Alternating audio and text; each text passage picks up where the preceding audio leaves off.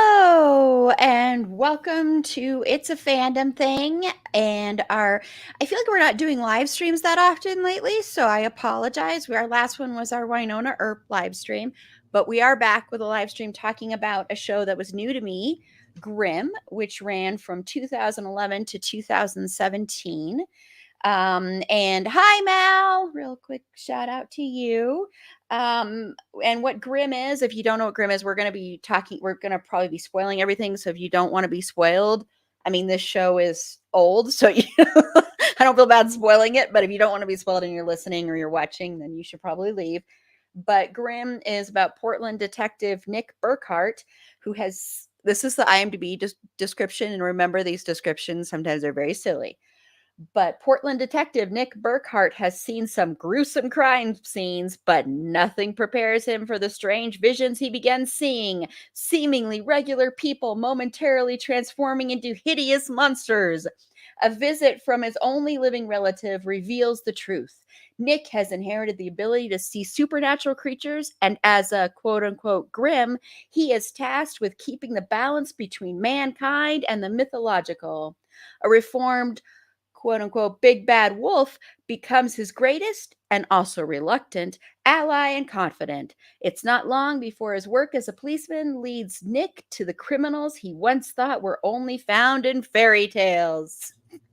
I can't believe anyone watched the show based on that description.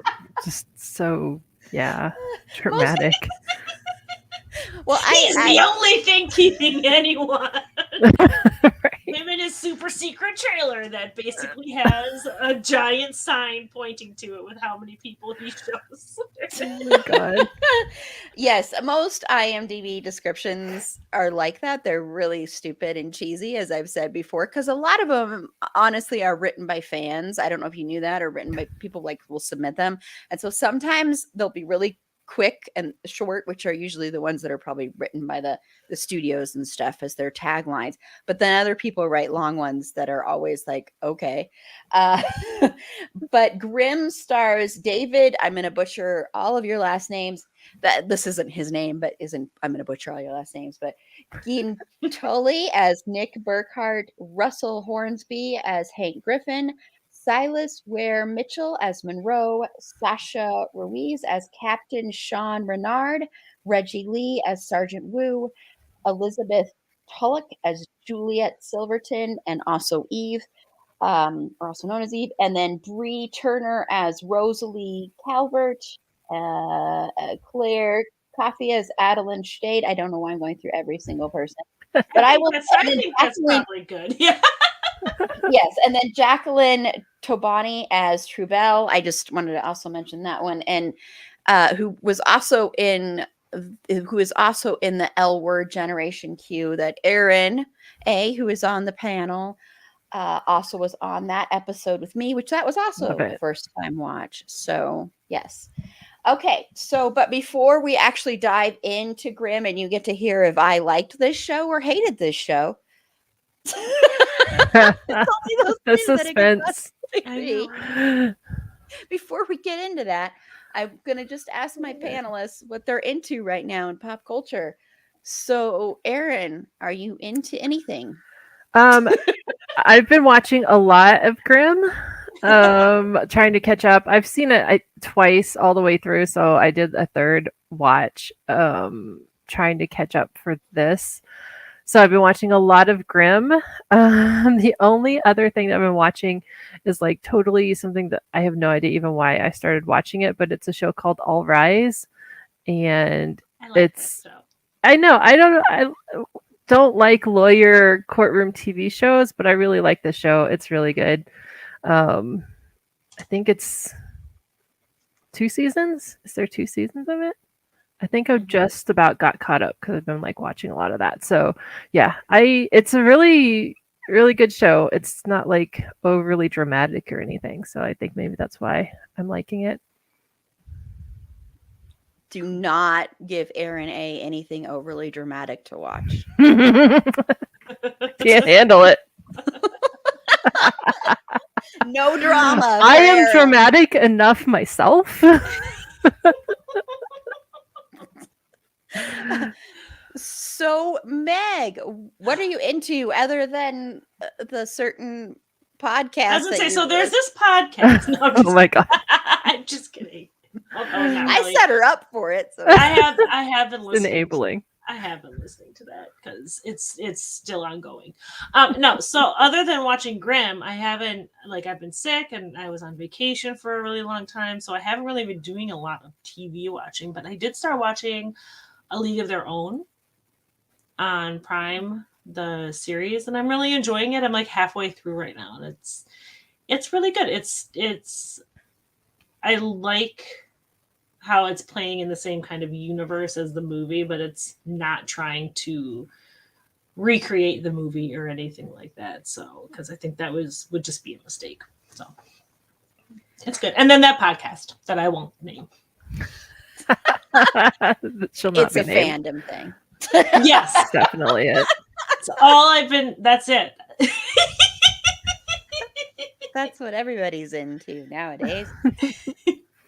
Every single person on the planet. What I'm into is there is a new, and I've only watched the first episode, and knowing how my schedule is looking, I probably won't even be finishing this anytime soon. But there's a new Netflix show called Echoes, which is all about these twins who one of them goes missing, is how it opens up. And they're played by Michelle Monaghan, plays like two different characters. So Michelle Monaghan, one of the twins, Gina, she's in LA, and it opens up. She hasn't heard from her other twin, and then she gets a call from her twin's husband, played by Matt Bomer. The husband's name is Jack. So we talked about Matt Bomer a lot last week.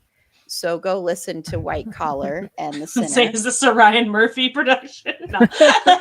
And neither were those other two shows that we talked about last week. But it also stars, for fans of Schitt's Creek, Karen Robinson is also in here playing a sheriff. So it's basically like a mystery of what's happened to this other sister. That's all I'm going to say about it, because there's a huge twist at the end of the first episode. But it seems pretty interesting so far. So we'll see. When I finish it in 2 years, I'll let you know how. Okay, so let's get into Grimm. And I also wanted to just share another little tidbit on this one, is that, on October 16th, 2018, NBC did announce that a spinoff of the series was in development, and that the potential new series would focus on another Grimm and would continue to build off the mythology of the original series.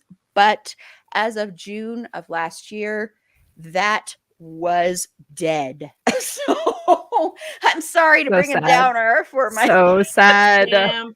Damn pandemic. Pretty messed up. And the writer's strike, I'm sure. So sadly, that is not going to be happening. So who knows? Maybe there will be something else that happens in the future. You never know. But first, I want to ask my panelists, and then my panelists will get to find out whether or not I like this show or hate this show. I'm going to ask determine if I go to bed or stay. No, right. Will anybody be left on this panel? So Erin, what are your overall thoughts on this show? Well, I think it's pretty obvious that I love this show. It's a favorite in our house. It's kind of always in the rotation. I think it's just a really interesting story. It kind of has the same sort of feel as Supernatural, kind of, where there's like a bad guy each episode, but then there's like this overarching plot line that goes, across episodes or seasons. And I think it's, I don't know, it's just really fun, especially with some of the interactions between the characters. Like, I think Hank is just like so perfect. Yeah, I don't even know what else to talk about, really. Overall thoughts is just like, so I love it. That's my thoughts.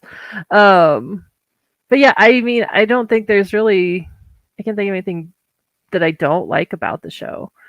It's just, it's fun and I like it, and it's not like overly complicated. It doesn't try too hard, I feel like, which isn't like, not in like a bad way. Like, it's like, the the monsters are so well done. The Vesson, the way that they transform is like so cool. Nothing looks really that like cheesy or anything, which I think is really great. Don't give me that look. I see you looking at me. I wasn't looking at you. I mean, there's definitely worse shows with monsters. So yeah, I mean, I think pretty much that like this show can do no wrong in my eyes, really. I have like a few little beefs with the way that they treat some characters. I mean, Julia, I think, was never anybody's favorite, but just the constant bad things happening to her and bad things happening to Wu all the time. They have some issues with how they just didn't let Wu in on the secret for so long. That was just like, why? Like, he's such a nice guy. He's your friend. He wants to help you. That's really my biggest beef is like what they did to Wu. And I don't really care that they were mean to Juliet because did anybody like her? I don't know. So yeah, I think it's great. That is my rant. That was quite a rant. That was. It's my stream of consciousness about Grimm. My TED talk is done. So, Meg, your overall thoughts? I love this show. I started watching it when it came out. And I remember being very like, because I was so stubborn about not watching Supernatural. I remember when it came out because I hated Jared Padalecki so much. And I wouldn't watch it. But then I was like, well, I watched Grimm. And it was like the cool, edgier like version in my mind. Like not really. NBC's edgier than CW. The edgier.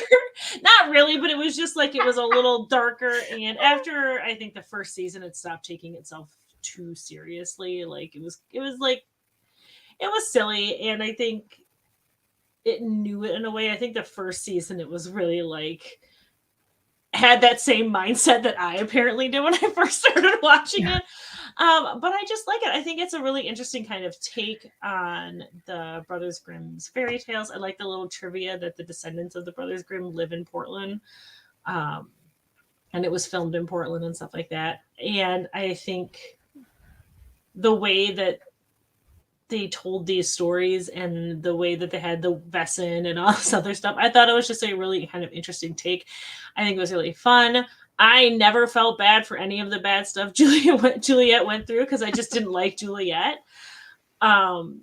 She just was not.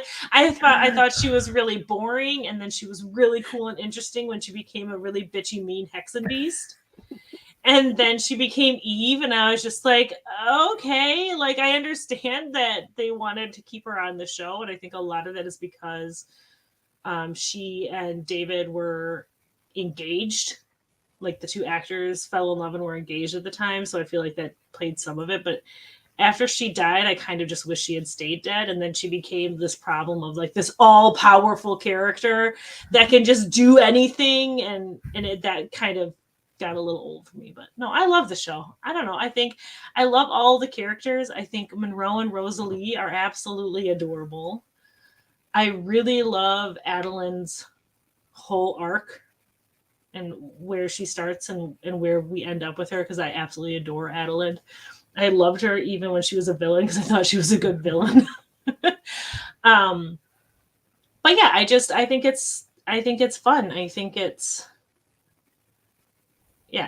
just felt different than other shows, which is funny because this was on at around the same time as Once Upon a Time and Supernatural, and it was really kind of getting in there. And this was NBC's like take on those Supernatural shows, but something about it just hits a little different for me than the other two. And it's funny because I don't rewatch it all that often, but like I paid for it on Amazon, and now of course it's on Prime. I was gonna say that's how I watched it. It was Prime. Yeah, now it's on Prime, but I paid for it on Amazon, and every time I like watch it or it comes up for some reason, I'm reminded about how much I really, really enjoy it and love it. And I did nothing but that's all I did was watch it from when I started. I didn't watch anything else until it was done. Which I misjudged because for some reason I got my dates mixed up. So I was done last week. Oh, nice. Overachiever. I had to skip episodes because I was panicking at the end. I ignored my family. Okay, well, everybody ready God. Here, wait. Let me find the X so I can just hover over this Yeah, in case let I me need to just- leave. Control E. Ah, got it. No, I'm just teasing, honestly. I really, really enjoyed this show. So you don't have to leave. I just You wanted get to keep a panel. I just decided to do it that way just to, be more suspenseful and, tease my panelists, making them think that I wouldn't like it. But this is actually totally up my alley. And it's very weird to me that I've never watched this show before. And I can't explain why, because I knew of this show. It's not like I didn't know about this show. And I remember it being advertised when it was first on. And I don't know why. Maybe it was I wasn't into Supernatural when it first came out, so I wasn't trying to do the opposite of what Meg was doing. But no, overall, I do like this show. I do have a couple of issues with it that are kind of similar to Aaron's, but I also have issues with shows. A lot of shows I don't think portray witches in a very positive light, and I don't think this show does either for a lot of times. But I enjoyed it a lot because I would have been fine if it was even darker, but I like shows like this that take a twist on fairy tales, and Grimm fairy tales were not like very happy things. And I think a lot of people forget that they were very dark and twisted, and they didn't really have like necessarily happy endings. And so I liked that. I really, really like Nick. And I think that's essential if you're going to have a show where he is the person you're following the whole time. I'm not saying I always agreed with everything he did, but I really, really liked him. And I think it's also the casting. I think David does an incredible job in this role. And it's very interesting watching him go through accepting this and then all the different changes and becoming friends with people that with creatures he's supposed to be hunting, and how that works and that dynamic, and him not being like, I liked that he wasn't instantly like, I'm going to hate everybody that I'm supposed to hate. And he wasn't like that ever. So that I thought was really a nice, refreshing change, because usually that's not the way these shows go. But yeah, overall, I really liked it. I think, and I guess maybe this is controversial for people that have been fans of the show forever, but I think it ran for a perfect amount of time. I don't think it overstayed its welcome. I don't know about spinoffs. Spinoffs are so tricky. So I'm not really going to comment too much on that, whether or not I'd want one, but because they're just so tricky to do and to get right. There's a certain spinoff coming out soon that, I mean, looks awful to me, frankly. It looks absolutely dreadful. But hey, I'll probably watch a little bit of it just because it's so bad. Uh, but yeah, so those are hard to. A second. Fergie wants to chime in. She watched a lot of this with me. Does she have so opinions? She watched Let a me lot. guess. She likes the head chopping off parts. Yes, and Cutting she is not her favorite lesson. yeah, which I mean, take a wild guess what hers would be. Uh, hi, Mal. Again. So anyway, sorry, I got distracted by the dog barking, which is another thing on here. So if you want to pick up a bingo card, we've had a lot of these already be checked off. We've had all panelists laughing. Awesome free space. We've said Ryan Murphy was mentioned, and surprisingly not by me. Supernatural was mentioned. Netflix has been mentioned, and of course the dog barking.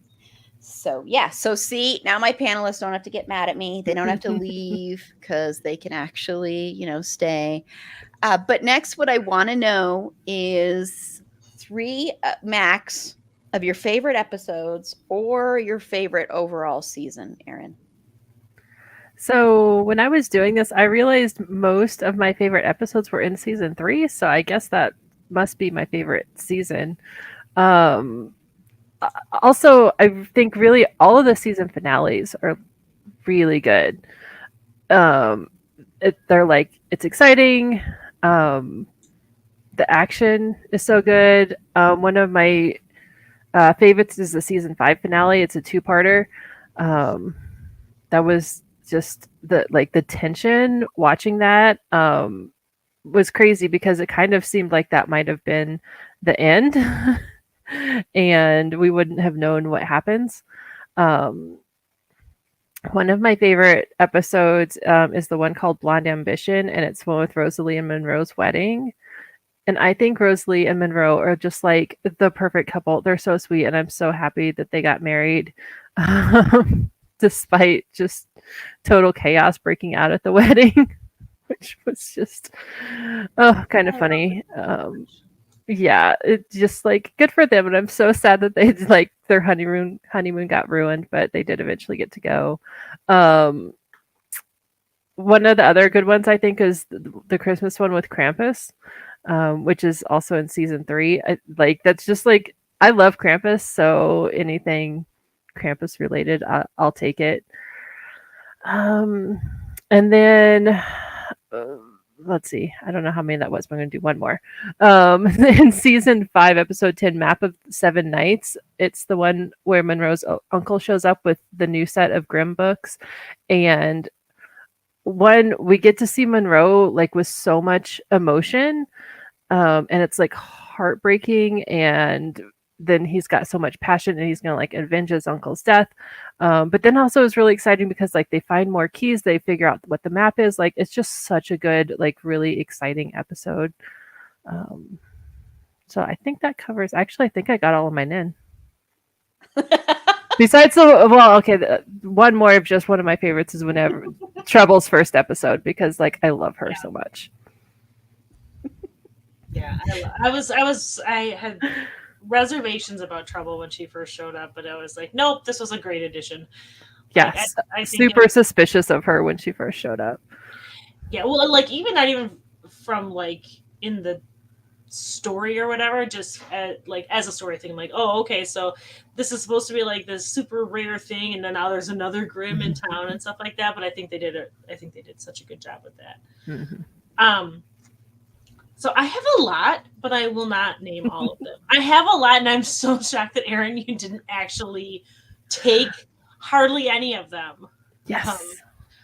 But I kind of like a little bit more of the lighthearted ones. Blind Love, when they are all in love with the wrong people for that little bit for Monroe's birthday. I thought that one was just kind of really funny and cute. Skin Deep was another one that with the youth, the fountain, the foy cream. And this guy's like, guess how old I am? And his whole face is totally like deformed now at this point because he's become so addicted to this face cream or whatever. And I love that. I think Monroe deserved to have a retirement and a paycheck from the Portland Police Department for how much help he gave all the time. Okay, Bad Moon Rising is another one, despite Mark Pellegrino being in it. I just thought that was really interesting, the way to dip into some of the culture and kind of give you a little glimpse into the lives of these Vesson and kind of their history and traditions, as horrifying as they were. I thought that was interesting. And then Cry Havoc, which is the season 4 finale when Juliet is quote unquote killed. Like I said, I really liked Bad Juliet. Like that was the most interesting that I felt like she was. I thought it was really frustrating when it was like, I'm glad he told her, I guess, at some point, but then she was like, well, I know this now, so now I have to insert myself in every single thing that has to do with Vesson because I just found out about it. Maybe I don't know anything, but why should that stop me? But she's a veterinarian. She knows everything. She's a veterinarian, so that works. And then it was just like, and like it was like the second she found out, she was like, I have to be involved in every single thing. And I'm like, no, you don't. Where's your job? Like, what job do you have? We see her at work, I think, twice in 6 years. Well, and the issue I have with that, she was in a coma for like a week, right? And like nobody, she has no other friends. No one ever showed up or anything. Like, did anyone miss her at her job? Do any of these people do their actual jobs? No. Like, I found her generally fairly boring. I feel like at the beginning she was like, well, he has to be able to keep the secret from somebody, and we have to see like the sacrifice or whatever. Marie has to tell him that he has to break up with her. But yeah, then he tells her, and as soon as she actually believes him, she's like, well, I have to be involved in all of this everywhere now. And then he takes everybody along with him to his trailer. Like, that was the funniest thing. They went to Fortress at the end. It's like, I don't want anyone knowing where we live. And then they have like Thanksgiving dinner or some shit at this fortress, and all of the Black Claw people know where it is. Anyways, I'm sorry. That was so far beyond what Aaron asked. No, I just think the Juliet discussion is just so interesting because I didn't really have that much of a problem with her. And so I think and I didn't really look up like how the fandom in general feels about her, but I think that's interesting because I don't think she's necessarily the best written character in the show. And I think with her not having friends showing up, that's definitely an issue with the writing, of course, and with people not going and doing their real jobs and all of that. And I think it was interesting when she didn't remember who Nick was when she was in the coma, and her struggle with that, I thought was a really interesting story arc for her. But I just am finding it. That's why I wasn't like going, stop talking about this, because I think it's very interesting. Oh, sorry, Meg. I don't think you mentioned all three. Did you? I did. Blind Love, Bad Moon Rising, Cry Havoc. Honorable mention to Skin Deep, which just, I don't know why. That's the one I rewatched so much, when he's just like, how do I look? And his whole face is like this horrifying thing, and Rosalie's indignation that he could think that there's a lot of imperfections to look at her, which honestly, she's gorgeous. So yeah, but I like them all. I totally agree with you that all the finales I thought were really, really well done, and I think the premieres were all really well done too. Mm-hmm. Yeah, I was basically just going to say every finale is my favorite. I a lot of I love when shows can really nail a finale and really make that land to where, I mean, for me, I was binging it, so I didn't have to wait, but I love it when they can do it because it's good. I mean, you have to nail a finale. You have to make a finale interesting if you know you're going to be renewed and you're coming back, especially because you have to have a reason for people to keep tuning in. And then for a show like this, where I think also NBC didn't really know quite what to do with this show. I know they moved time slots. I mean, any show that's on Fridays is usually like destined to fail kind of thing. Like they kind of look at that as that's where people just drop the shows they don't care as much about, or networks do. And so I think for a show especially like this, where I think it relies a lot on having a powerful and strong fandom behind it, you really have to have finales that draw you in and leave you wondering what is going to happen next and wanting to tune in. And so then if you can wrestle the power of the fandom to tune in, and then also to be like doing social media campaigns and tweeting about it and posting about it so that NBC or whatever network it's on can see, then I think that sometimes can help too. So I think it's essential to be able to do that. And they really do it. And I think their premieres are also really good. So I think they lean into each other. It's just like, honestly, it's a lot like Supernatural that way, because Supernatural to me almost always had an amazing finale and an amazing premiere episode. No matter what the episodes were like in between, they all kind of sandwiched, or I guess it wouldn't be sandwich. Yeah, the bread was great. Sometimes the meat and cheeses weren't as great. The bread always was like that perfect sourdough bread from San Francisco. That was just fresh. Now Meg's gonna go throw up, but anyway. So yeah, the finales, especially when Monroe and Rosalie get married, their wedding, I thought their wedding was really amazing, and having Nick having to wear the sunglasses because he doesn't want everybody to know he's a Grimm, and just, I don't know, just the image of it. And then when he loses he isn't able to use the sunglasses he was going to use, and he's using the prescription sunglasses. And it was just, I don't know, just the image of him just up there, as the best man was just really funny. And yeah, I mean, just spoiler, Monroe was my absolute favorite character in this show. and I also love Rosalie, and I think they are just the best together. I mean, it's like a great couple. It's the only So couple that I cute. care a lot about. So I really, really, really liked them together. So I liked that episode a lot. I thought it was really interesting, had lots of interesting little twists and turns to it. And wedding episodes are tricky because they can either be like, oh, of course you're gonna have a wedding where it doesn't go off or it doesn't happen and they don't get married, that kind of stuff. Or, it can be like too soap opera sometimes. But I think they handled it really well. And yeah, I echo the Krampus thing. Erin and I, well, she participates every year too. We do like a supernatural gift group that we have here, and we call it Krampus. So any kind of Krampus thing always holds a special place in my heart because of that. So yeah. Yeah. And then I forgot to say in the beginning because I got distracted by Fergie barking, but I wanted to say, even though I hated how long it took them to tell Sergeant Wu, I'm just like, why the hell aren't you telling him forever? Yeah. That was really frustrating. I will say, I loved that Hank found out in the first season. I actually really, really appreciated that. And I appreciated that even though it was hard for him a little bit, it wasn't like this thing where he didn't trust Nick anymore. All of a sudden, or like there was this big like whole season arc where he's like fighting against Monroe or, that kind of stuff, which a lot of other shows would do. So even though he might have struggled with certain parts of it in episodes, but it wasn't like a whole season of like trying to get Hank back on his side kind of thing. So I also wanted to just mention that because I really, really appreciate that. They just should have done the same thing with Sergeant Wu, but I guess they have to have, like you said, they have to have one person that doesn't know what's going on.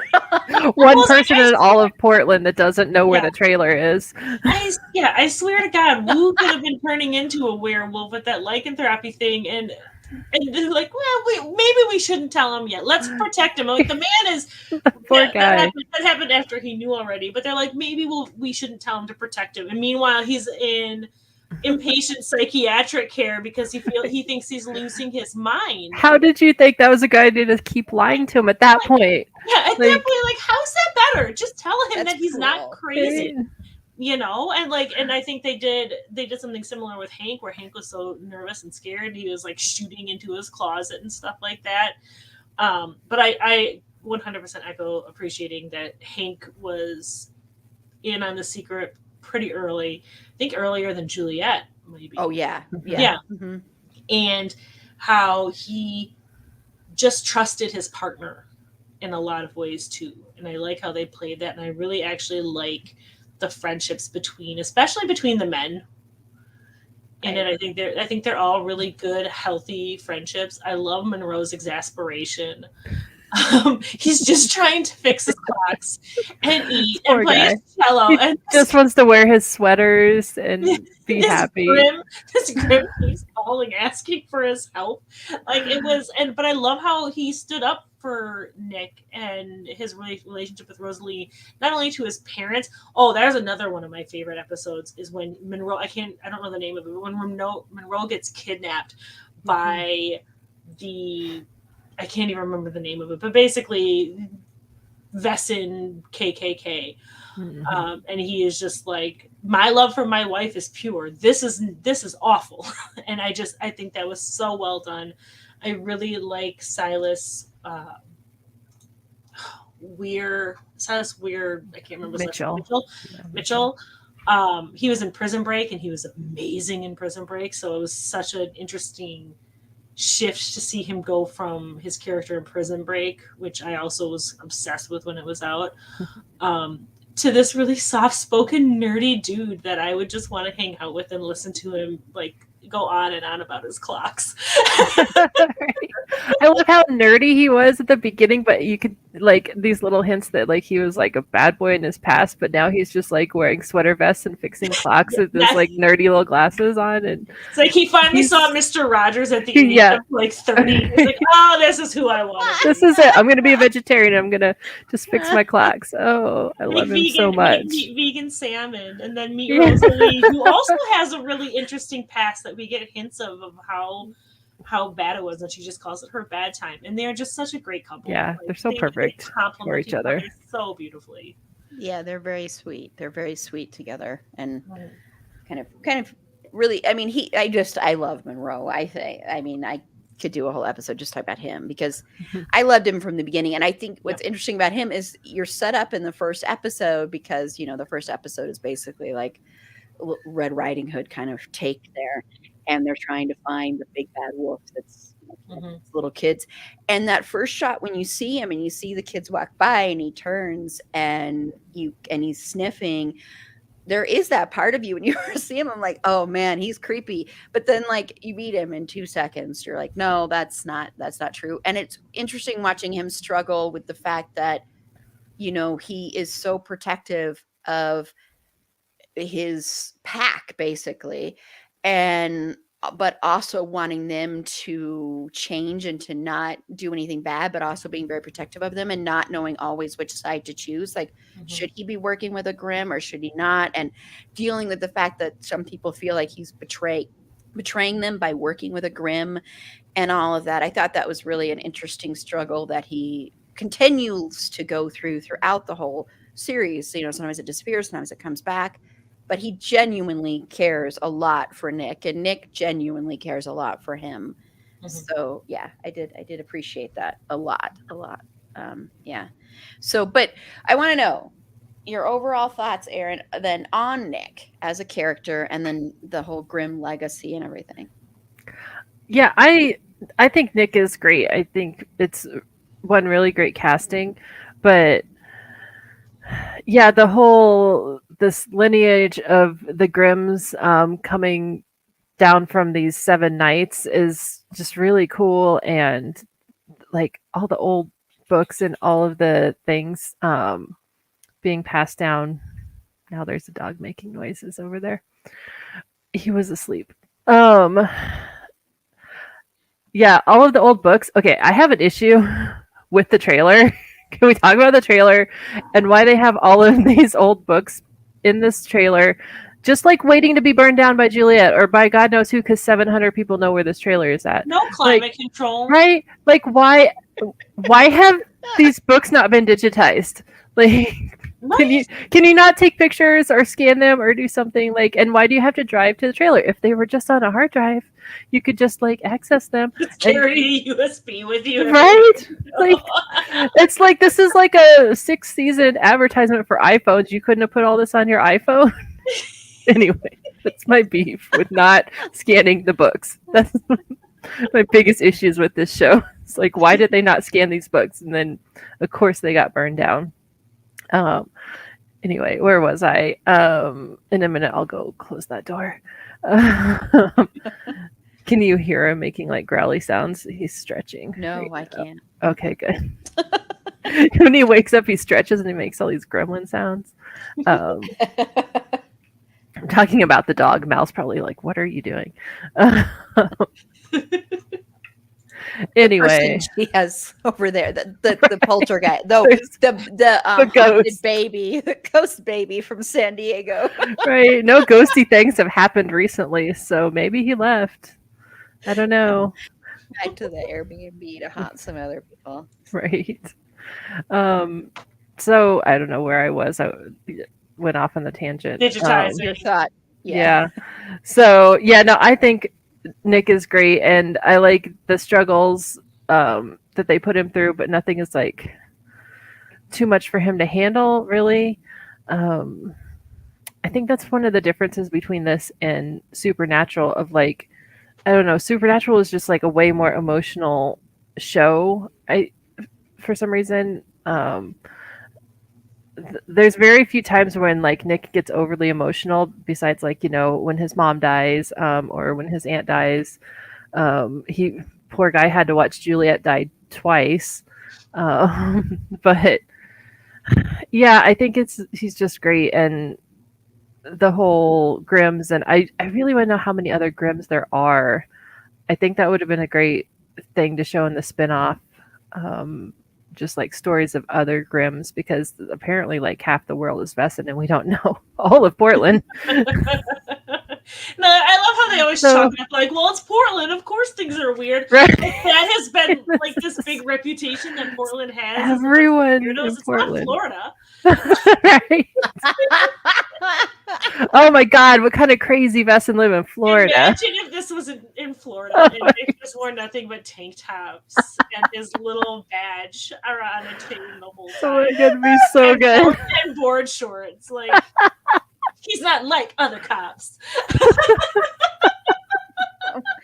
Oh, I my bet God. Florida Vesson are so much Such worse. a pick me Grimm. God, I'm not like other Grimms. Yeah, see, this is the spin-off we need of like Vessons in different cities Miami and their Grimm. shenanigans. Miami. I love Nick. I don't know. I really enjoyed watching his growth. I think he does have a marked growth that you can see. I love that he was never afraid to ask for help. That was never an issue. Like, he didn't have this like macho man, I feel like, need to like, I have to do this myself. And I think when you talk about like something like Supernatural or even other shows, and like when characters are given this heavy legacy and this power or whatever, so many shows do this where like, well, this is my burden to bear and I have to go alone and I have to live my life by myself and da da da, and they kind of take this legacy as like a burden and something where they have to take in solitude. And I love that this show didn't do that. He is like, I have this legacy, and he built a community and a family for himself around it, and sometimes this in spite of it. And the idea that he deviated so far, like, obviously, like, the Grimms have this their own. I loved how Vesson have their own bedtime stories about Grimms and stuff like that. I thought that was really like a nice touch to have sprinkled in there.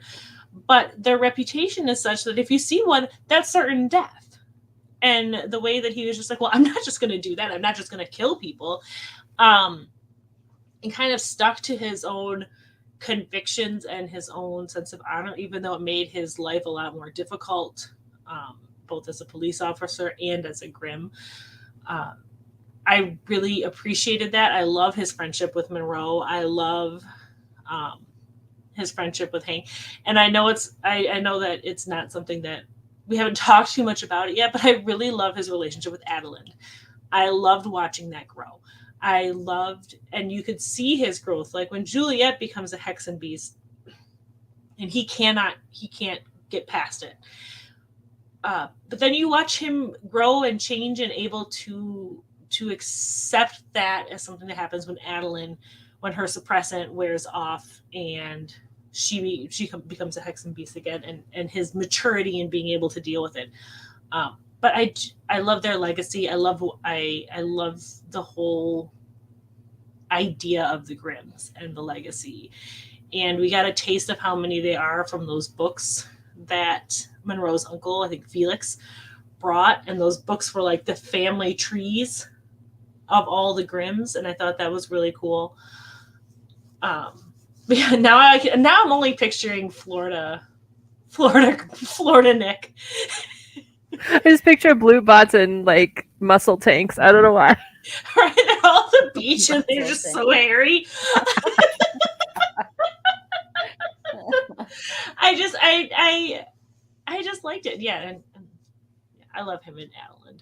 I thought that was such a well done enemies to lovers, which, I'm a slut for enemies to lovers. Me too. That's my favorite. Favorite. Like, me too. Yes. Yeah. Anyway. Yeah, he was so much better with Adeline than Juliet. Just so much. And I just thought Adeline was a better character, if I'm being totally honest. I thought she was so much more interesting. Well, she was more complex. She was better written, and she went through a lot more changes and ups and downs, and she was struggling with what she was doing from the first season, so it wasn't like it was like a new thing. She was, and I think that attraction between them was there from the beginning. I even if it was like kind of, I mean, that's the only way that enemies to lovers really works, is if you have that already kind of there. In my opinion, I think Yeah. that's the best way that works. But I agree. I'm Like a kissing sucker her for was those. not the only way to get your blood in her, Nick. And that was quite a kiss. That was That not was like such a hot scene here's a too, peck. though. Like that fight scene was like, I loved it. It was hot. I don't know. And then he's like, "There's the only one way," and like he's cut and bleeding everywhere. But sure, you got to kiss her and let her basically chew your lip off. That's the only way. Yeah, there was. Yeah, I mean, that was not like a. Yeah, he could have done that a very different way. That wasn't the only way, like you said. Yeah, no, I love this character a lot, and I agree with what you were saying, Meg, about, it's true when there are characters usually in shows like this, and they have all of a sudden this huge burden of a legacy, and their whole lives were a lie basically, and and then also learning what happened to his parents didn't really happen, seeing his mom again, and all this stuff, and knowing that stuff was being kept from him and hidden in secrets. Usually when that happens, you have the family, the person who has that burden, being burdened the whole time and feeling this weight of the world. And I'm not saying, I mean, he has some struggles, and there are big losses for him. It's not like he doesn't have that, but he's so, like, and it could be because a lot of times when you see that, they're not as old as Nick is. Maybe I'm just projecting that, but it seems to me a lot of times it happens more like in late teens, early 20s to characters. And so maybe because he's older, that's why. I don't really know, but I just think that is a pleasant surprise because I was not expecting that. And the fact that he doesn't really like doubt it. I mean, he does have doubts, but he doesn't really like question it for like episode upon episode upon He episode. really just goes with the flow. Yes, it's amazing because You can't argue with a trailer full of books. Right? He sees Adeline as a hexen beast. He's like, well, I guess this is my life now. Yeah, well, because most shows that would not, they'd be like, oh, I think I'm, seeing too many things. There must be, they'd get like a brain, like what's that called? A CAT scan. Yeah. Or they would go, see a therapist, or they'd be like, something's really wrong with me, or they'd be like, stop talking to me, or he, that kind of stuff. He would have been very like, all of a sudden just closed off and built up a wall. And instead he's not. I mean, he even seeks out like help from Monroe, and all that stuff is like really quick. It's not something that happens like in the second or third season. So I appreciated that about this show, that it wasn't like that, like a lot of the other shows go, because there is a formula to these shows. But I think it's good when you do twist that formula and you don't do it exactly the way that other shows have done in the past. And I think, we've compared it to Supernatural a lot, but I think the thing that really separates Grimm from Supernatural is Supernatural, even though I love some of the seasons of that show forever. Up until a certain point. I love that show. I will always love Dean, though, of course. But I think that one was actually targeted at a different audience than Grimm is targeted at, frankly. I mean, I think Grimm, even though I watched Supernatural as an adult, I think Grimm is really targeted at an adult audience a little bit more than Supernatural was. And I think that's the difference. And I think that's also why there's not as much angsty stuff with Nick. So that's just my theory on it. But I'm not saying that like, you can't watch Supernatural if you're an adult, because I do. But I mean, I just mean it's hard. That reminds me of the CW's average viewer age is 58 years old. I don't know if I believe that. I'm like, I think that's so funny. It's because of Supernatural. It was on for 15 years. Yes, because they weren't that old when it started. So yeah. The other thing that killed me about that was you really saw, in my opinion, that a lot of people don't understand that age is not as old as you think it is when you're young. I mean, I'm not that age, but I'm just saying, I think a lot of people think once you're that you're like, I would see those memes, and I know it was joking, but you'd see the memes and it'd be like people that are obviously like 80 years old. And once you turn 50, you're only allowed to watch Jag reruns and Law and Order. You turn into Danny Castellato. That's it. You're not allowed to watch anything fun or frivolous. Maybe you can watch reruns of The Wire, but that's it. CBS. You get CBS and that's it. Nothing but procedurals for you. That's all you get to watch. Oh God, that would be the worst. Someone comes in and like takes all your streaming stuff away. And puts some parental locks on everything. Except now they're called geriatric locks or something. I love that. Anyway, another tangent. So, what are your overall thoughts on the other main characters and your favorite among them, Erin? I love everybody for different. I love everybody for different reasons. But again, I think Monroe and Rosalie are like absolutely my favorite, maybe my favorite couple. Like, you know, top 5 favorite couple on TV. Like they're just so perfect together. It's not like Rosalie's not like the helpless woman that needs saving by Monroe all the time, even though he does save her, she saves him. They like just totally respect each other too. Oh my God, I'm gonna have to do something in a second about that dog. I think Sorry, it's just because I can't hear at all. I'm so glad you can't hear him. I'm gonna throw something at him. Hold on. Hey. Okay. It's fine. I got him in the head.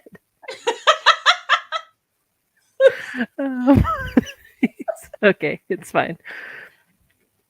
I think I really like Hank. He's again, like you said, he just like totally goes along with all of this crazy stuff that he's being told, and he's like, well, you're my partner, so let's do this. Like, and he adapts really well, and it's really great whenever Vesson will vogue in front of him to try and scare him. He's just like, yeah, I've seen scarier than you. So, and his like witty little one-liners every once in a while is just so good. And the same thing with Wu. Like, once they finally tell him, he's like such an asset to like the team.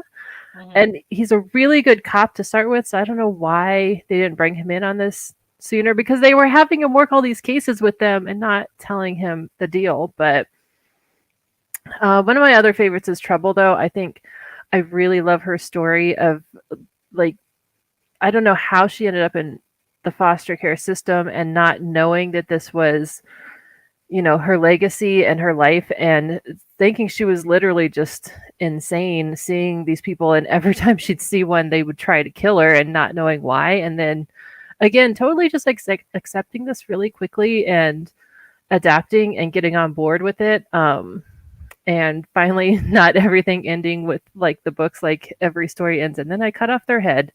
Every story in the book is, and then I cut off their head. And, you know, her turning into kind of this super secret agent thing and traveling all over and stuff is just so nice. That she got like her own thing and she's not just living in his shadow all the time. And I just want to shout out for Bud, because I love Bud so much. He's just like, first of all, he's like the cutest little Vesson. And like his like nervous energy, but he's always so concerned for everyone. Like he's so sweet. And the fact that his wife and his kids are like always gone. It's just they're busy really making baskets and blankets and baked right. This is from my wife, but we never see her. It's like, and they're always like they're visiting her sister, and they, I don't even know how many kids he has, but he's just so perfect. His like nervous energy and how much he just cares for everyone too. And like he finds out when Rosalie's pregnant, he's like so excited. He's like, oh yeah, that's not the point of what we're doing right now. But he's just so perfect. Like a great little you know, throw in cast member every once in a while. And I really do like Monroe's parents too. I know we don't see them very much. But but I think they were really interesting in the fact that they did come to like love and accept Rosalie was really sweet. That like whenever Monroe's dad goes to leave and his mom won't go, and she goes to Rosalie, that was just so sweet. I think that was a really nice little thing that they did, because they definitely could have gone the other way, where just like they never talked to him again and stuff. But that was really really good. But yeah, I don't think there's any characters really that I don't even like. I like Renard. I don't understand the whole having to turn evil and join whatever this weird organization is. Like that just made no sense to me. But I guess he's just always wants It to was be his on. ambition. Yeah, always wants to be on the winning side, and it just I don't know. I think he should have stayed with the gang, and he would have worked out better probably. But yeah, I like everybody, but honestly, Bud might be my favorite now that I think about it. I love him so much. The refrigerator repairman. Yeah. So great. No, yeah, this is a cast where I really generally enjoy the characters. I know I was like shitting on Juliet a little bit, but I think I think a lot of it is she suffers a lot in comparison. I think she just didn't have as much to her for a lot of it, and I think some of that's the writing. I think some of that might be the acting and the directing. But I'm just going to echo Monroe and Rosalie's relationship. I absolutely love their relationship. I think they're such equals. There's so much mutual respect for each other, and there's also not a lot of letting each other get away with shit either. It's like, just talk to me. And communication is always like their big important thing with talking to each other and stuff like that. I feel like Wu was initially being set up to be like this rule follower, stickler kind of character. Mm-hmm. And that energy, I think, with Reggie Lee and David and Russell Hornsby, I think their chemistry just didn't work for that. I think Wu just wound up working so much better as an ally to them rather than someone who is trying to like poke holes in their cases. And you can see in the beginning, he's like, this just doesn't make any sense. Da, da, da. Which is why they really should have brought him in a lot sooner, because honestly, he was like the thorn in their side inadvertently, especially with Trouble coming in and be like, why is this murder suspect like coming with you to crime scenes? That's true. But I love that. I love that they did finally bring him in. I think Trouble and Nick's relationship was great. This great mentoring relationship, but he wasn't trying to hold on to her or protect her or anything like that. He trusted in her abilities, and she trusted him, and he helped her build that confidence and that knowledge so she was able to go off and do better things. We didn't talk about Meisner, who is super duper hot, and I loved Ghost Meisner after Renard killed him, and he's just like, I'm just haunting you just for funsies. And I was just like, I don't know. I thought it was great. And like I said, he was super hot, so he could haunt me all he wants. I talked a bit about Adeline, so I'm not going to hop in there too much, except, again, to say I really love her and Nick's relationship and that growth and that arc. It's not as wholesome as Monroe and Rosalie, but I think it's just as deep and just as hot. It's sexy. And it's also super hot. Like when he's about to go to Germany and she's just like, it is hot. They have great chemistry. And maybe that's it. I think maybe their chemistry has always just been so much better to me from the beginning. I remember watching the show in the beginning, and from the first minute I was like, oh, okay, I like that. That's what I want. Not for me, but for the show. I'm happy with my marriage. But we didn't talk much about Renard, and I actually kind of liked it when he became a villain, just because he knew everything already. There was nothing like to hide from him, and that was what made him almost more dangerous without Black Claw backing him, like when he was on his own trying to be mayor. And then I love the whole thing where Nick becomes him and steps down and then like takes care of like he's not wanted anymore and stuff like that. I liked how they had to kind of still deal with each other because of Diana and the co-parenting that was kind of added on top of all of this. Like, we have these babies. But yeah, I think Rosalie is probably my favorite. But it's hard because I really like all of them. I really do enjoy all the characters in a lot of ways. Even when they're bad guys, I feel like they're generally really fleshed out and you can understand their motivations in a lot of ways. I think the only time I got kind of like, was when it became like this big government facility. I was like, okay, maybe this is a little bit much. But it wasn't very long, which I appreciated. So, yeah. No. Yeah. I mean, we already talked about him a lot, but I'll just say, I mean, I'll just second again that I just love Monroe so much, like just a lot. Like one of my favorite characters in the recent time of watching new shows, because I've been watching a lot of new shows recently. And so far, I'd say actually he's probably my favorite from the new shows that I've been watching. And I think a lot of that also has to do with the actor. I do want to say, I think for the most part, the casting of this show is pretty amazing and pretty good for the most part. But I think that Silas does a really, really, really good job. And I wasn't too familiar with him before this. I mean, I've seen him in things, but I wasn't too familiar with him before. I never saw Prison Break, so I know everybody raves about that show, and I know someday we'll probably cover it. That's how I'll watch it, but I don't know when that'll happen. Someday we will. And then, with the chemistry and with talking about that, with Nick and Adeline and that versus Nick and Juliet, I think the difference, and then also with Rosalie and Monroe, I think Rosalie and Monroe are like the very comfortable couple that will last forever kind of thing. The couple that will grow old together and are also best friends and have this great relationship. That's the relationship that you actually would in real life should strive for.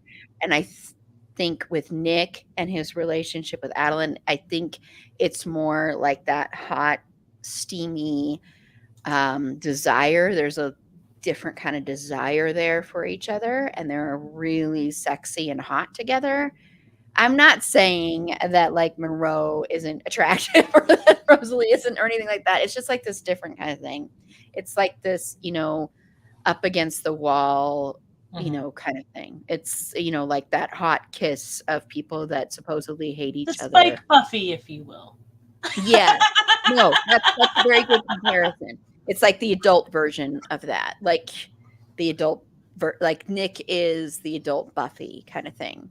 Yeah, that's a really good comparison. I like that comparison because it's true. It's true. And I think with Nick and Juliet, even though I didn't have as much of a problem with her necessarily, I never bought their relationship and that's why it's so interesting that the actors were together in real life, because I never bought their relationship. They seemed like roommates to me. There were times later on in later seasons that I did a little bit more, but it just kind of felt like, I don't know, maybe it's because they had been together for a while or something, but there was never really like, I don't know. It just kind of felt like they were together because they said they were together. I don't know. Their relationship didn't feel as real to me. Yeah, I could see that. Yeah. So that's why I think the other relationship with Nick worked so much better. But yeah, Monroe forever. And I like Hank a lot. I really like Hank a lot. And I love the actor so much. So I felt so bad for him that the girl he liked so much wound up working for Black Claw. Like, why can't Hank and Wu find happiness? Yeah, poor Hank. And poor Wu too, like the love of his life. Poor Wu eating the carpet. This poor man went through so much after the cookie incident. Like, why? How could you not tell him that? Poor guy. Yeah. Sorry, I No, you don't have to apologize. Tangents. Well, it's funny you mentioned the Buffy thing too, because these two shows share a lot of the same writers, right? Yeah, and there's some actor crossovers. I never watched Buffy. That was not my thing, so I know nothing. I'm aware of the characters and the existence of the Both Meg and I shows shaking our head and at things. Weirdly, my husband watched Buffy and he knows all about it. Meg. So Aaron kicks her out of the bed. Done. Never seen again. I'm surprised you don't like Buffy with I the know. other stuff you like. I'm surprised. Yeah, it's in my list. I keep meaning to watch it. I know I should. It's just, I don't know. It's like, don't know. I have no excuse. Yeah, I mean, you know what can you're tell. doing this week. No. Right. And we have talked about Buffy in 2 episodes, so go listen to those episodes. Meg was on the second one. Yeah, I really should. I keep trying to watch it. Like, I've probably seen the first 10 episodes at this point at some point over the last couple of years, but I can't super get into it. Yeah. Well, and Jen, my podcast brain twin, was supposed to be on tonight, but she unfortunately wasn't able to make it. And it's funny because both you and Jen haven't watched it. And Jen, the reason she good. hasn't is because she loves the movie so much. And I'm like, no. I do like the movie. Well, you know what's hilarious is whenever I was a kid, my dog was named Buffy. My dad named her. So. Well, so I know just think of the movie and then be like, oh, better. And then it's the show. Yes, Okay. a lot better than the movie. I'm not like a huge Sarah Michelle Gellar fan. Maybe that's why. I don't know. But she's better than Christy Swanson. Ugh. I don't know. Oh, Christy Swanson is horrible in real life. So Okay. she is. Good She's to a know. total. She's like. Has she been in anything else though? Like, what else is she in She's- besides that? Fox News or something. I don't know. Cool. Trump's cabinet. Press secretary. Awesome. She's the official Trump vampire slayer. He created a new military department. And it's just Kristen Stewart. Or not Kristen Stewart. Vampire Force. Kristen Stewart. Christy Swanson and Dean Cain. Little story, everybody. I was already on a big tangent here. I once was an extra in a movie that Dean Cain was in, this little indie that was shooting here in Colorado, in Boulder, Colorado. And the AD, the assistant director, came up to us and said, do not talk to Dean Cain. Do not look at Dean Cain. And so many of the extras had no clue who in the hell he was.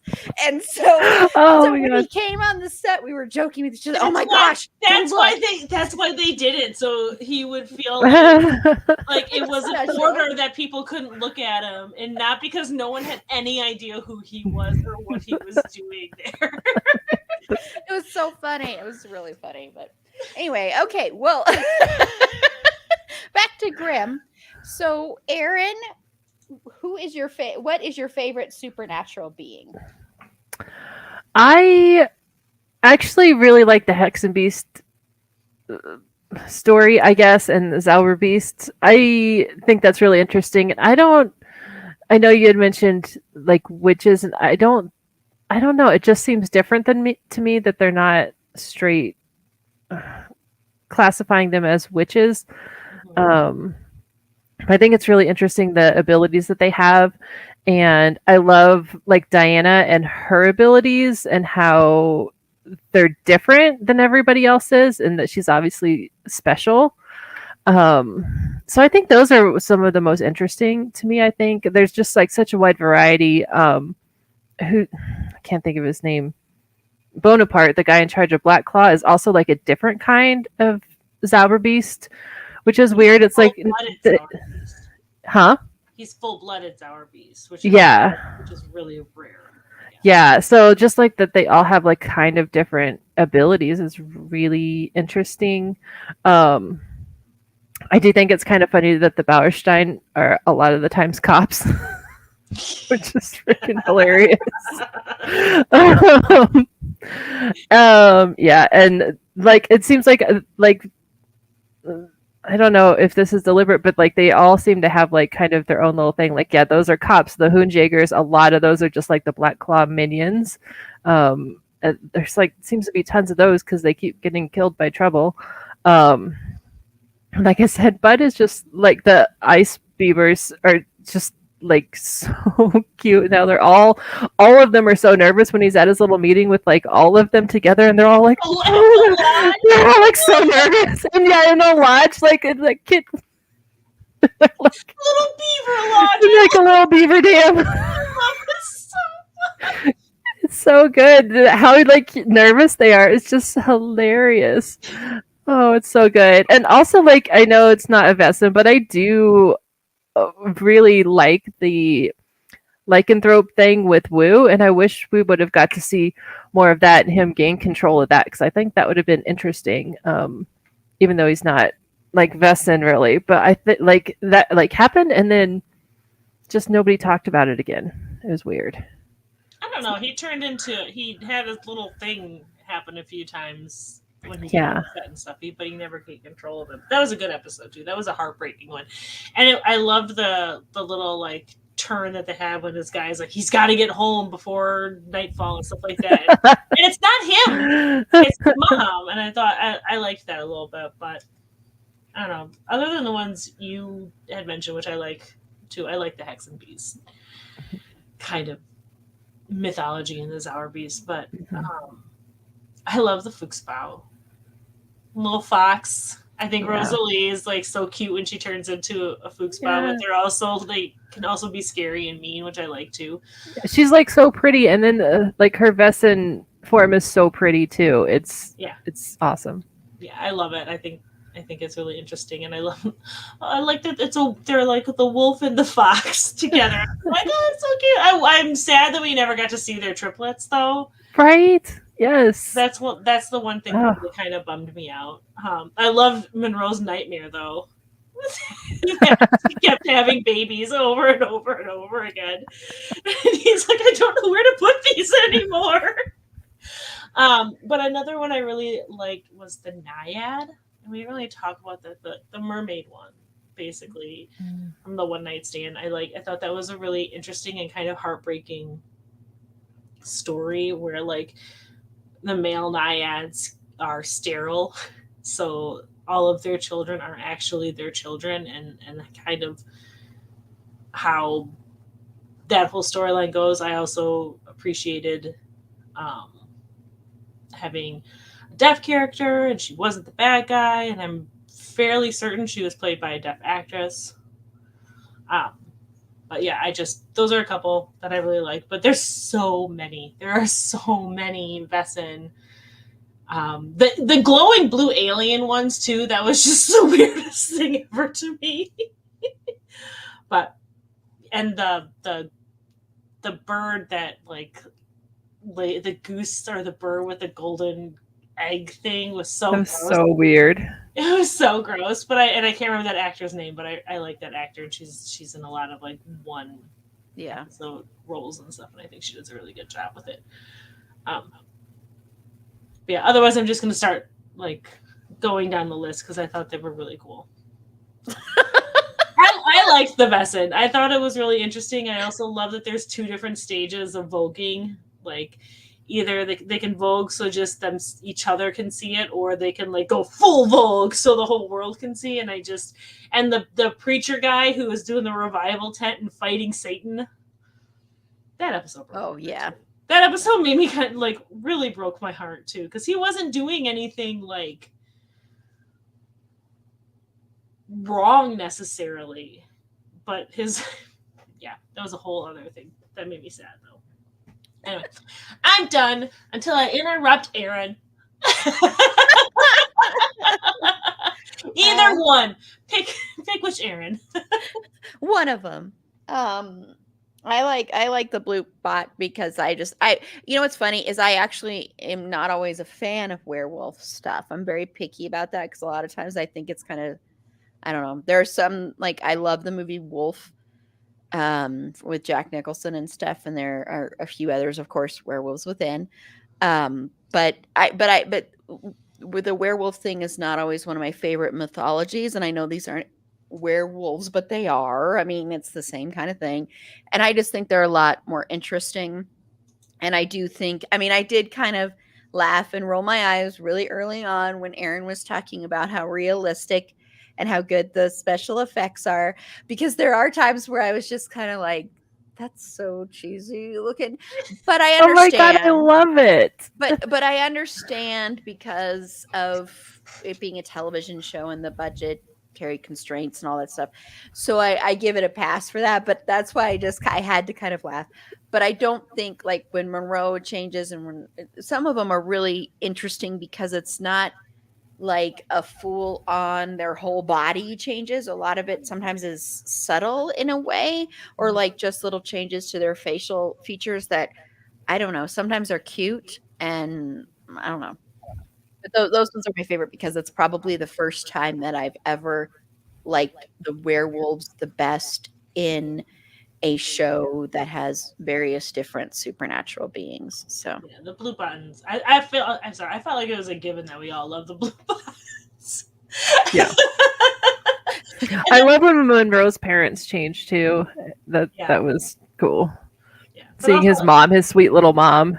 Shout out to Dee Wallace. His like adorable little mom turns into a badass.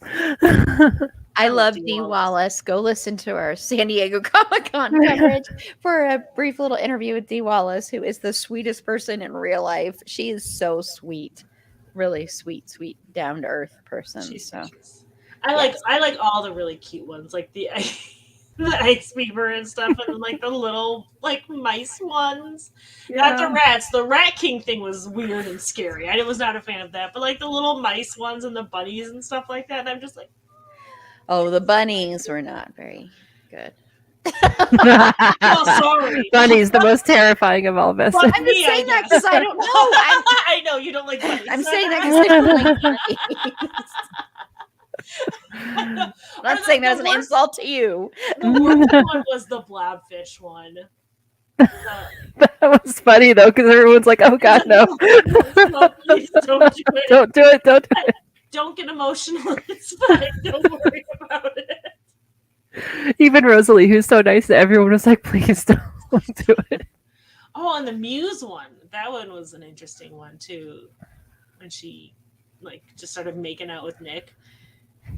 But she didn't realize he was a Grimm, and then she's like, "Oh shit, I don't know what to do now. I've bit off more than I can chew."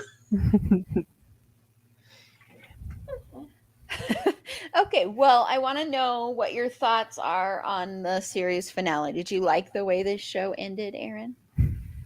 You know I did. I love a happy ending. I'm really good at accepting the ending that I am given. I don't get angry about endings. That was like, I remember watching it like, I guess live whenever like it aired on TV, and like that was like the most stressful 2 episodes of just like, oh God, everyone's dying. No, like for reals, everyone is dying. Like this is so bad. Why is everybody dying? And then can you move your microphone away from your face just a little bit? Thanks. Okay. It's just when you breathe, it's like really loud. So sorry. Not breathe into the microphone. I'm not asking. Can you just hold your breath while you talk? That's not what I'm asking. What the hell, Aaron? No, I'm just kidding. But yeah, like when everyone's dying and then it just goes back and kind of you realize it at the end that it's kind of, I guess the way I think it happened is just sort of parallel timelines maybe. And so everyone comes back, and I love the cute little scene where he like hugs everybody. He's like, and you're alive, and you're alive, and you're alive. And it's like the most like Wizard of Oz moment where he comes. I was thinking George Bailey. Yeah, that too. Yeah, I was like picture like Wizard of Oz, like he's just so happy, and yeah, I picture everything is good after that.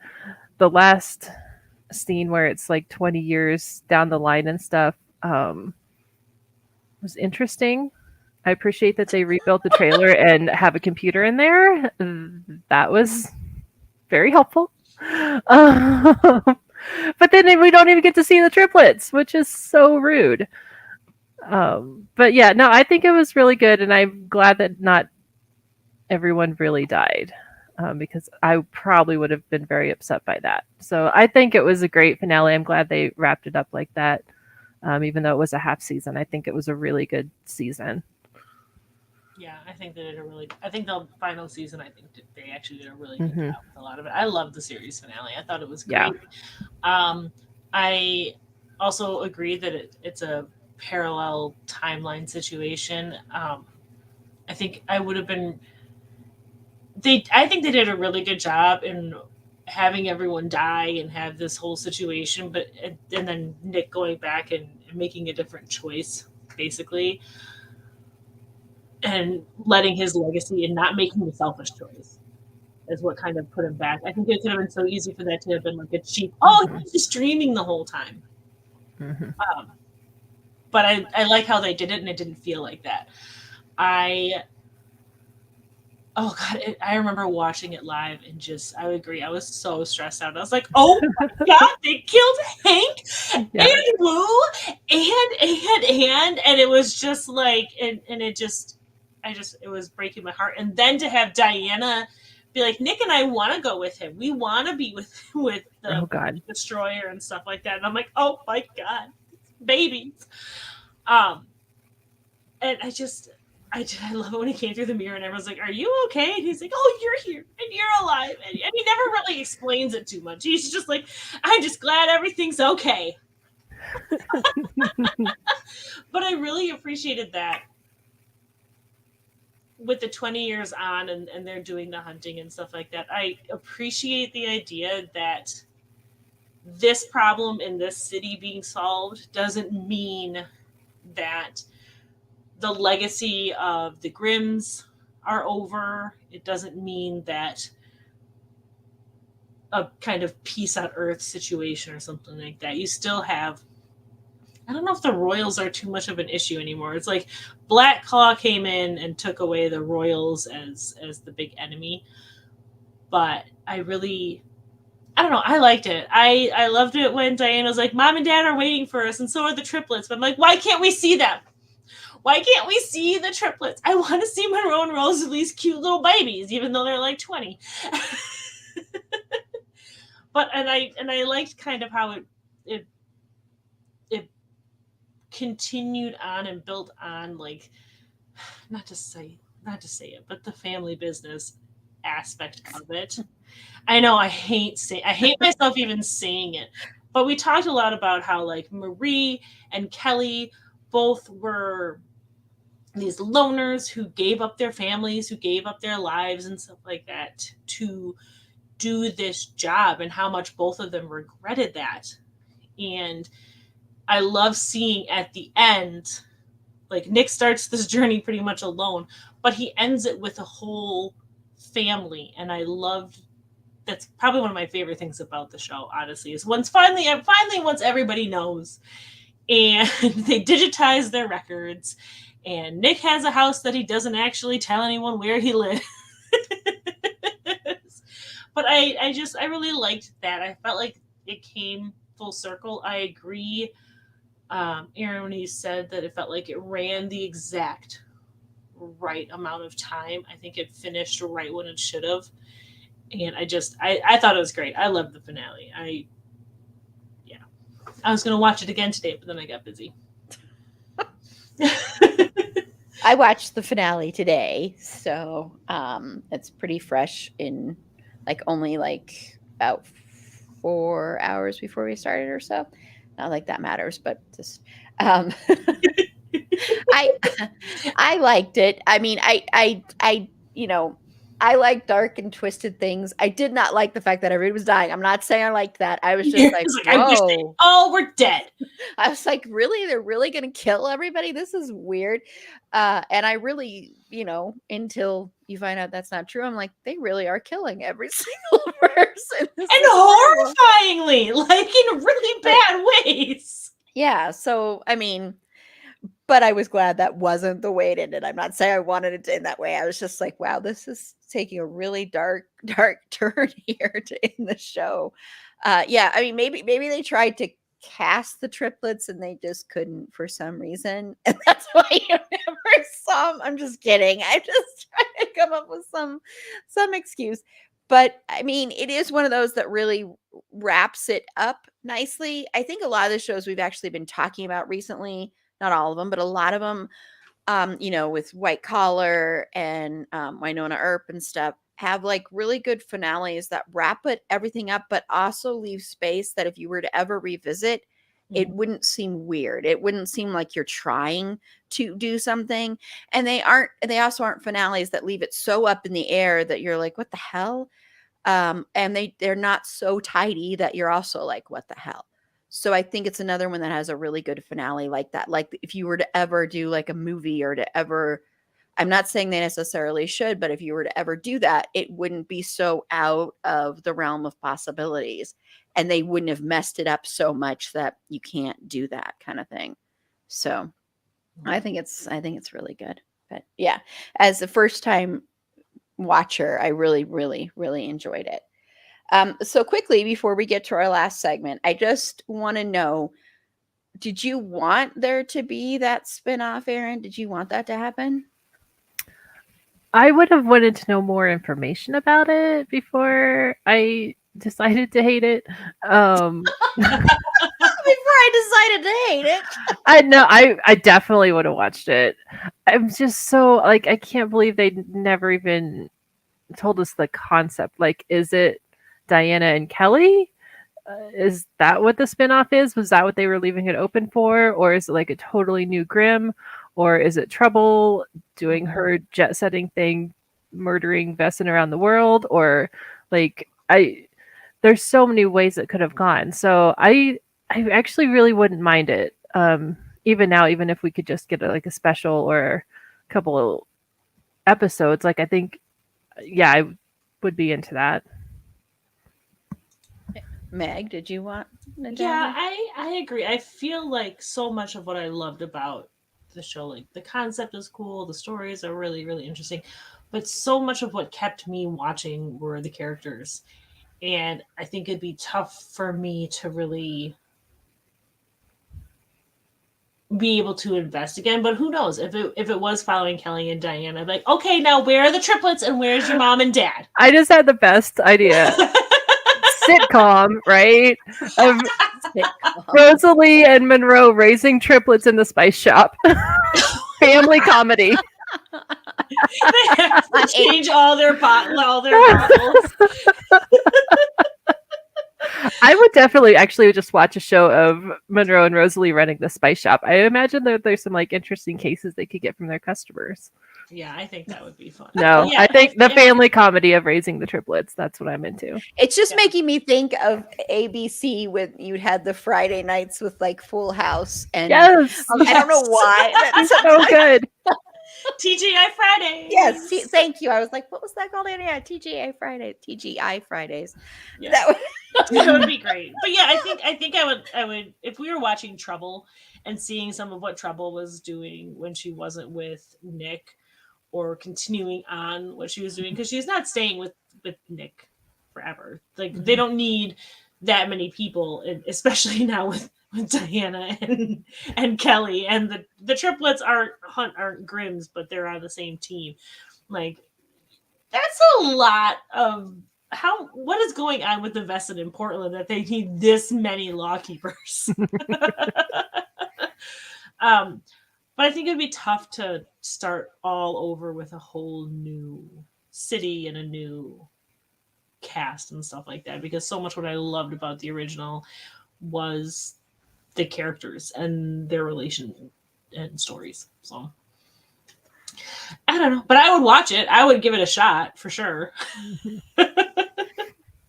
Yeah, it's one of those things when you like a show, whether or not you want the spinoff or not, I think there's a part of you that will tune in no matter what, kind of just to see what it is they're giving you if it does happen.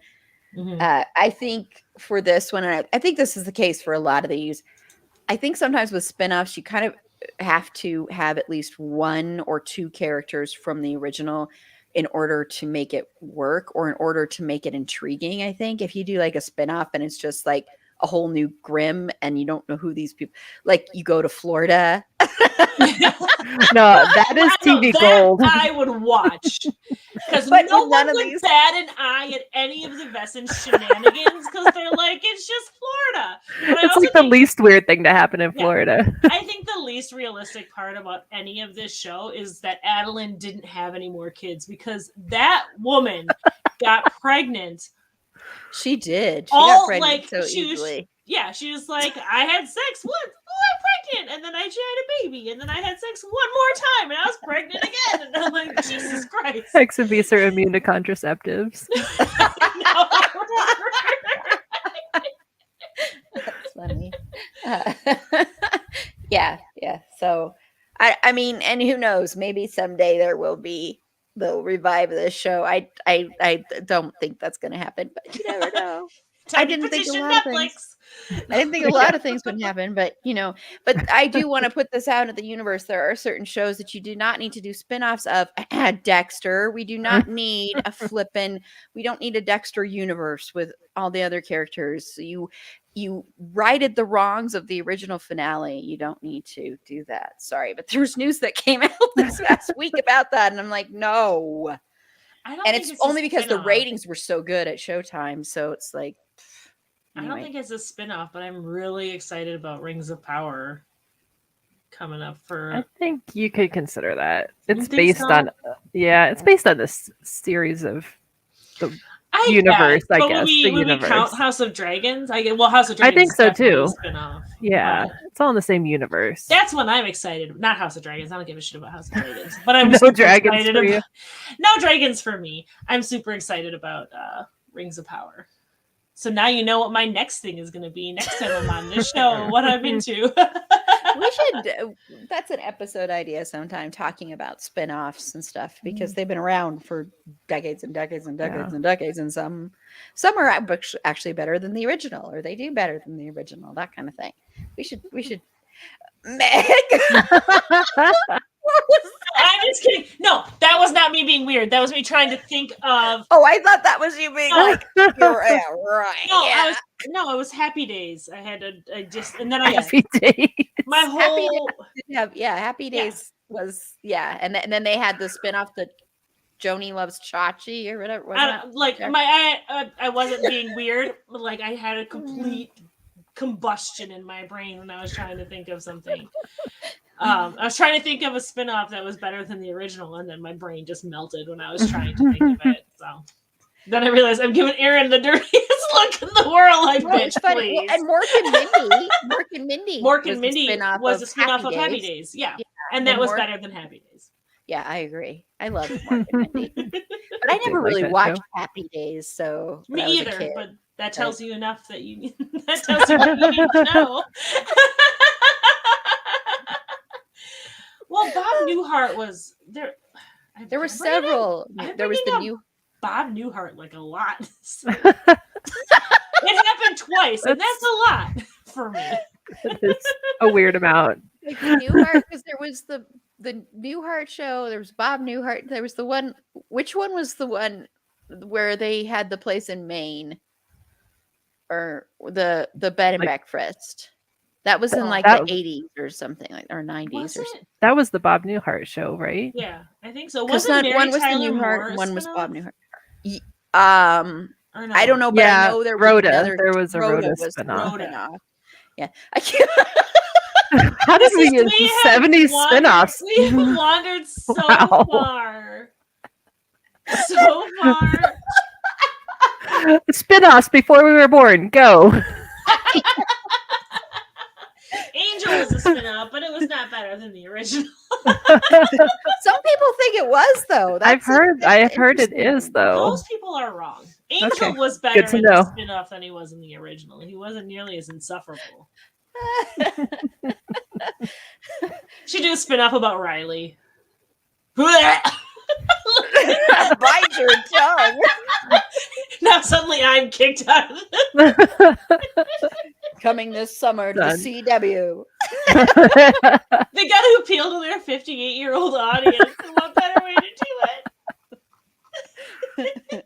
Okay, well, I know that my two panelists are two panelists that do usually play, so it is time to play 6 Degrees of Finn Whitrock. Are both of my panelists playing? Yes, I have Okay. something. I'm not playing. I I didn't. You don't have anything? I mean, I could get the website. Hang on. Let me get the Okay. the Oracle of Bacon website. The Oracle of Bacon. So Aaron, I knew I was like my Finn crew. They always, honestly, even though I have a caveat that you don't have to play, if my if one of my members of my Fin crew doesn't play on an episode, you're kicked out. There will be hell to pay. No, just kidding. You're out of the crew. You're out of the crew because it was our Fin-iversary. Oh, it was. Yesterday was our Can't Fin-iversary. believe that was Happy a year. Fin-iversary, Aaron. Yeah. We was should a have got year hats. I know. It was a year ago that we started doing the live tweets for Double Feature, and that was what brought The Mr. greatest, Finn Whitrock's the amazing greatest hair. season. Yes, the greatest season. Well, not that, but the greatest hair into our lives. And then Finn Whitrock became a staple of this show, whether everybody likes it or not, whether he likes it or not. I would like to think he likes it. I think he likes it. I choose to believe he likes this a lot. Who wouldn't like us? Come on. Exactly. I choose to believe he has a super cut that he did just for himself of all the times he's mentioned. Oh my god. I don't know if he has. I don't know if he has enough space on his hard drive. Whenever he gets depressed, he's like, "I'm just gonna go." I'm feeling sad. I'm gonna play 26 hours of people talking about me. Okay, well, so Aaron, how did you connect Mr. Finn Whitrock to Grimm?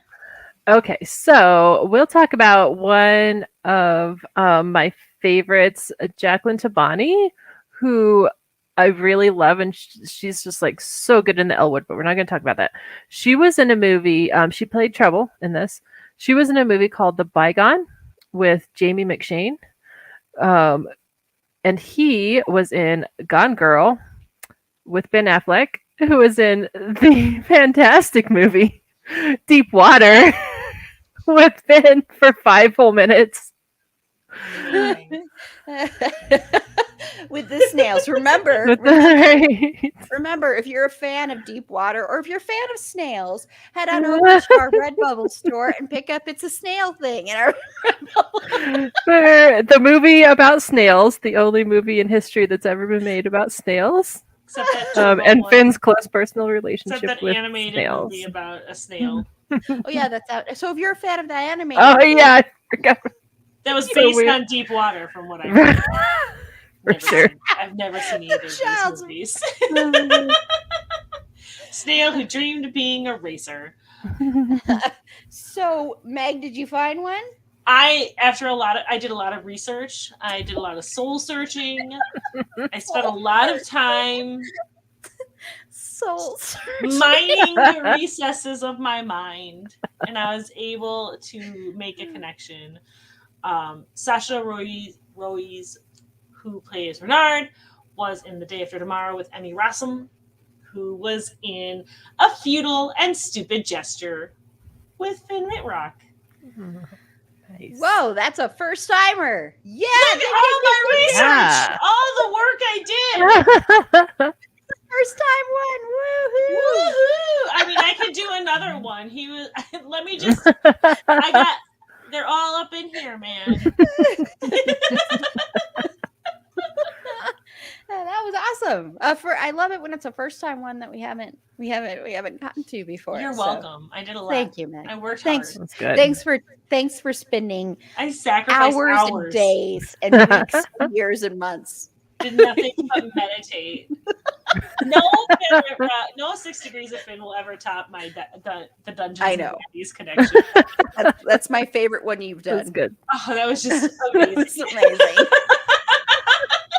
That was pretty amazing. Yep. Well, I had a couple, but the one I'm going to use is Silas. So Silas was in an episode of Dexter, and also in Dexter is I didn't write her name down because I'm like going to remember her name, but now Jennifer Carpenter, who was in A Mouthful of Air with Mr. Finn Whitrock. So, yes. So, thank you all for playing. And then, as a reminder, we have our listener version, which I combined August and September together because I was late to post. So, that's why. So, you have until the end of September, September 30th, to play the listener version and connect Finn in 6 steps or less to BoJack Horseman, Promising Young Woman, Superstore, and Scare Me. And as a reminder, all of these that we choose are ones that we have covered on the show. So if you are head on over to it'safandomthingpod.com, click on the page that's titled 6 Degrees of Finn Whitrock. And if you scroll down and see the selections, if you click on any of those, it'll take you directly to the episode that we did covering those. So check that out. And once again, you have until September 30th to enter. And then I randomly select someone to win some It's a Fandom Thing merch. You can also just purchase that if you want to. Purchase It's a Snail thing. It's a Christian effing Bale thing. It's a Destiel thing. Bale thing. Christian Snail. Do a snail with Christian Bale. Oh my god, yes. But we have Carla holding up a piece of paper, a picture of Christian Bale's face. Oh, done. Hilarious. I'm so tired. Okay, we're going to go ahead and close out. So, Aaron, where can all of the listeners find you and tell you how much they love snails? Send me all your pictures of snails. Instagram and Twitter. Please don't. Please don't. Christian snails, I'm okay with. Now I'm going to send you pictures of snails with little crosses and rosaries on their shells. So good. So the power of Christ. Yes. Oh my god, I love it. Okay, yep. So, yeah, at Geek and Sew. That's what I do at Geek and I Sew things. Done. Where am I again? I can't. That was amazing. It's written on the screen. It's fine. I got this. Meg, where can they find you and your podcast, Bedwetter Behead?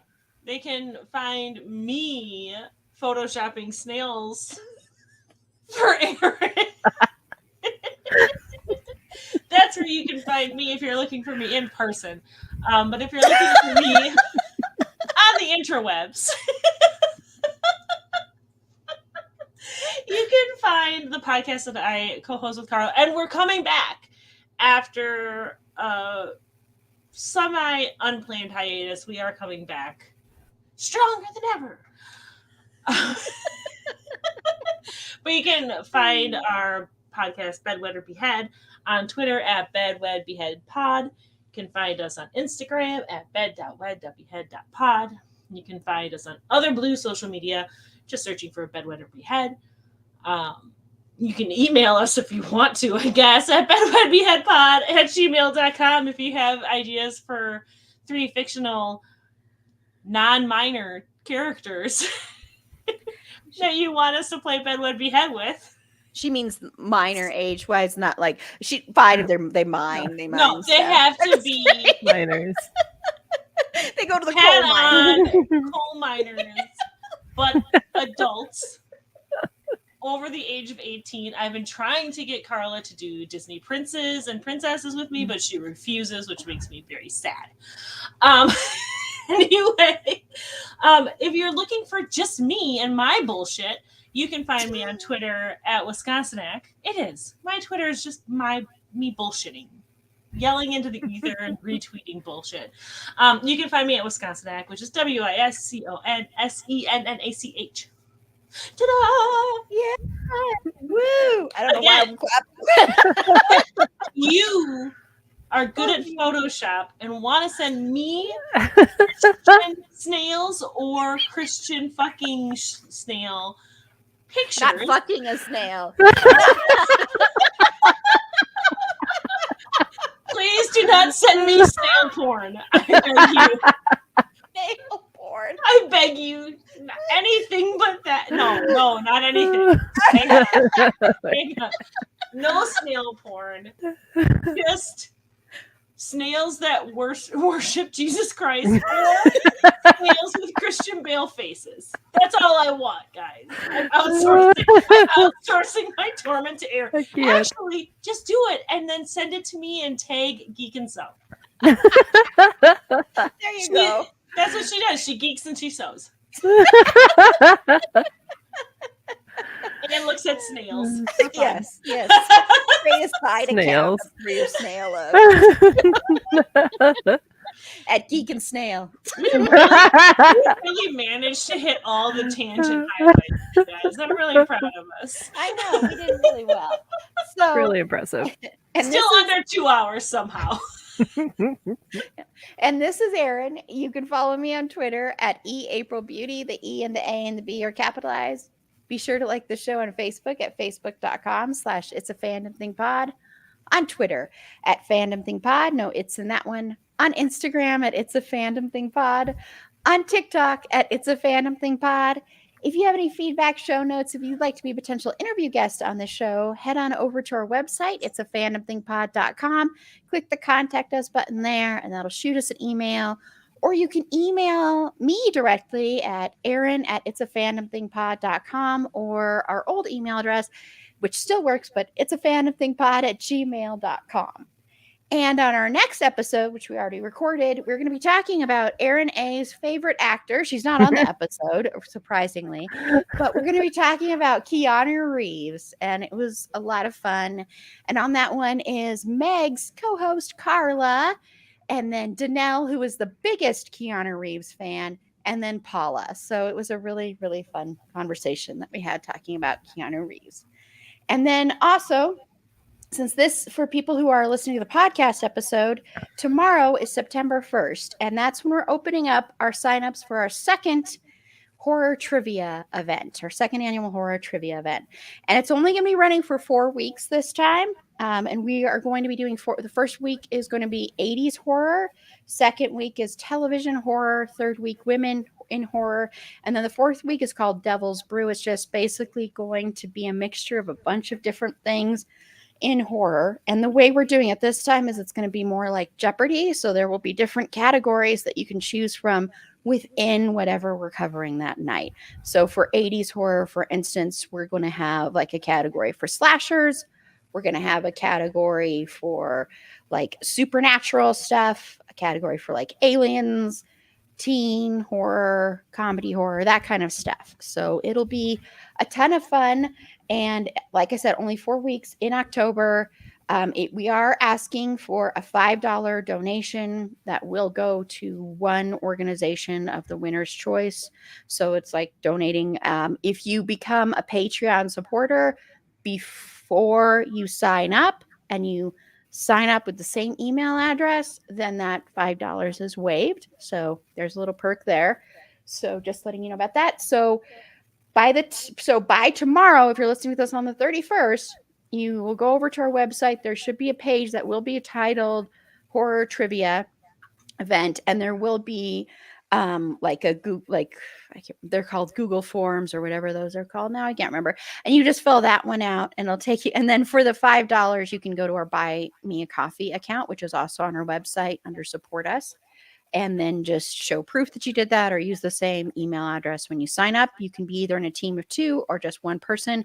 And also another little note that we are adding this time is we are asking people to try and be okay with coming on the live stream and be part of the live stream if you're a contestant.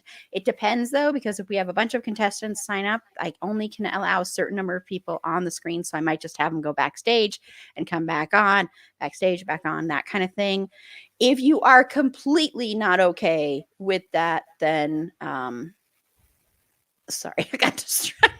If you are completely not okay with that, then just let me know and we can try and work something else out. Because I know we didn't do that last year, but this was a suggestion of having people come on and you'll get like a link to come on and you'll be backstage and, it'll be kind of like just like you are on Jeopardy, where I don't know how we'll have people ring in. We haven't said. We'll probably just do it like we did the last time and go around. And then if the person isn't able to answer them a certain time, then we will go to the next person. Okay, and we will have a different promo for that. Hopefully, by the time this drops, we shot a bunch of stuff, and I was not calling on my film school roots enough, and some of it doesn't really work. Everybody was great in it. It's not everybody. It's totally on me. Some of the stuff is amazing. Some of it, it's kind of like, okay, I don't know what this is. But it's not on anybody but me that happened. But hopefully we'll have that promo up soon. And we have some prizes that we already picked up from the store 5280 in Denver. So if you are in Colorado, please go visit them. Shout out to 5280 for doing that because they donated some prizes to us as well. So big, huge shout out to them. They're a great 80s store that I could spend thousands and thousands of dollars at. They are amazing, and what they get all the time changes. So please go check them out. Support local businesses. Okay, well, until next time, remember, it's a fandom thing. Black Lives Matter and stop Asian hate. And to those that end up watching this live later, thank you so much. To people that tuned in, came in and out throughout, thank you for watching. I am going to close out with playing our other horror trivia promo that I put together in 2 seconds from the last time to close out. But thank you. And thank you again to Meg and Aaron. So good night. Bye-bye. Good night. Bye.